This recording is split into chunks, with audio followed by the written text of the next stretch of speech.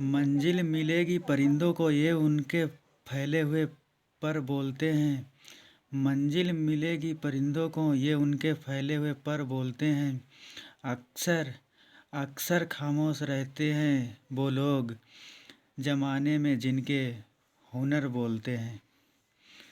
दोस्तों, स्वागत है आपका सुहेब गाजी यूट्यूब चैनल पर। प्लीज़ दोस्तों, इसको लाइक और सब्सक्राइब ज़रूर करें, बेल आइकन को दबाएं और नीचे कमेंट में इंग्लिश डाल के या हिंदी या कुछ भी डाल के जैसा वीडियो चाहिए हो वैसा कमेंट करें। हम हिंदी और इंग्लिश सब्जेक्ट पढ़ाते हैं। चलिए दोस्तों, शुरू करते हैं अपना टॉपिक।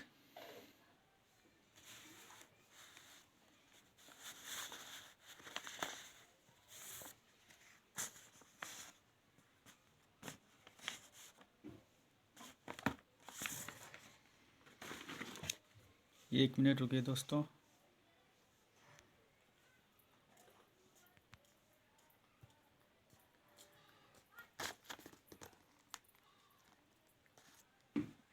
देखिए, ये है व्याख्या अपनी।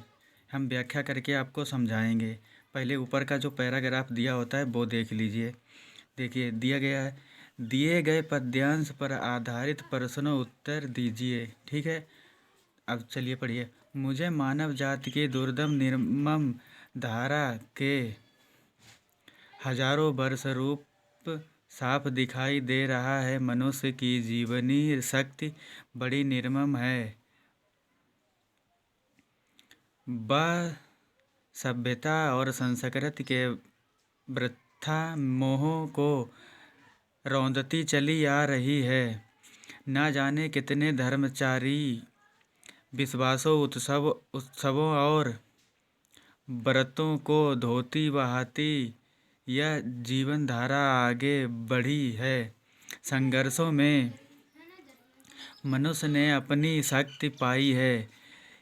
हमारे सामने रुके दोस्तों, एक मिनट। यहाँ से रेखांकित शुरू हो चुकी है। देखिए, रेखा मतलब ये रेखांकित अंश की व्याख्या करने के लिए दी होती है, वो शुरू हो चुकी है।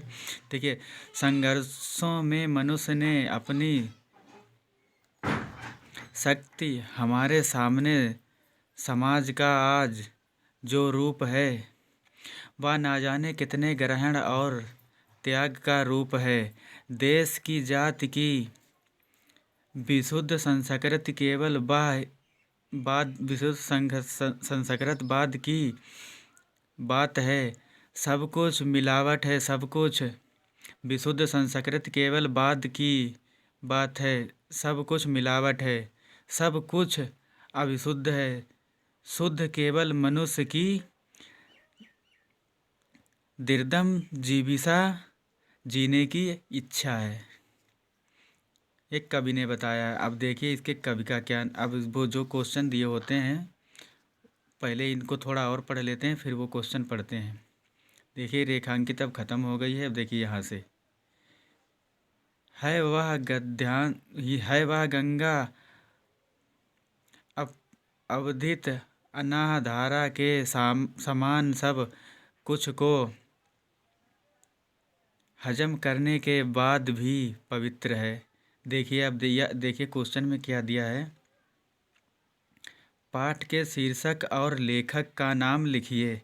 अब देखिए, इस पाठ का नाम है, पाठ का नाम अशोक के फूल है और लेखक का नाम आचार्य हजारी प्रसाद द्विवेदी है।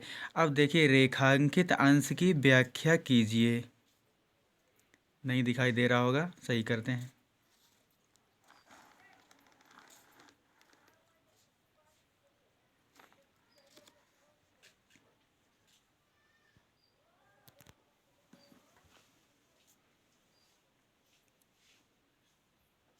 देखिए दोस्तों, रेखांकित अंश की व्याख्या कीजिए। ऊपर जो रेखांकित अंश दिया था मैंने थोड़ा आगे पढ़ दिया था, फिर भी पीछे घुमा के बताया था। अब देखिए, इसमें पहले ऐसे लिखेंगे।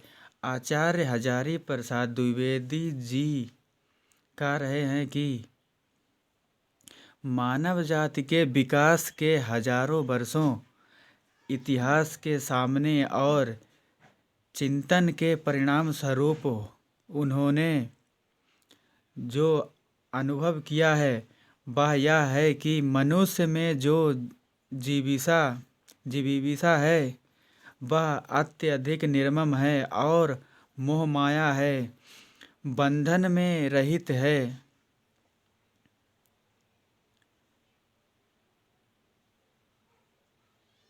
शर्याता और संस्कृत के जो कतिपय व्यापार बंधन या मोह, ये उन सबको सौंदती रौंदती हुई वह सदैव आगे बढ़ती चली गई। अब देखिए, अब इसमें क्वेश्चन पूछा गया था, मनुष्य की जीवन शक्ति के निर्मम क्यों बताया गया है। अब देखिए दोस्तों, मनुष्य की जीवन शक्ति को निर्मम इसलिए बताया गया है कि क्योंकि वह सभ्यता और संस्कृति के वृथा मोहों को रौंदती चली आ रही है। इसमें 5 पूछी जाती हैं, 3 में से एक वो ऊपर वाली हो गई, लेखक का नाम और पाठ का नाम, दूसरी रेखांकित अंश की व्याख्या, तीसरी मनुष्य की जीवन शक्ति और चौथी ये आ चुकी है। आज हमारे सामने समाज का स्वरूप कैसा है। वर्तमान समाज का रूप न जाने कितने ग्रहण और त्याग का रूप है। देखिए फिर से इसको समझ लीजिए, वर्तमान समाज का रूप न जाने कितने ग्रहण और त्याग का रूप है। पता नहीं कितने त्याग ग्रहण कर चुका होगा, तब ये त्याग का रूप हम लोगों के जीवन शक्ति में मिला है। चलिए इसके आगे वाला क्वेश्चन देखते हैं। 1 मिनट दोस्तों।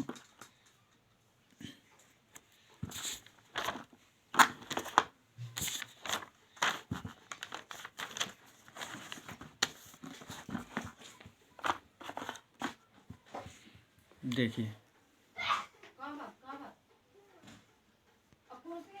देखिए 5वीं है, लेखक ने मनुष्य के जीविका के किस रूप में प्रस्तुत किया है। अपने वर्तमान से कभी भी संतुष्ट न रहने के कारण मनुष्य सदैव परिवर्तन हेतु संघर्षशील रहा है।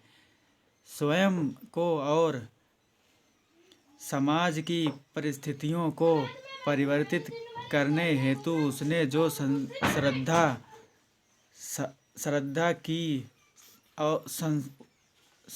किए, संघर्षों के फलस्वरूप ही उसने नई शक्ति पाई है।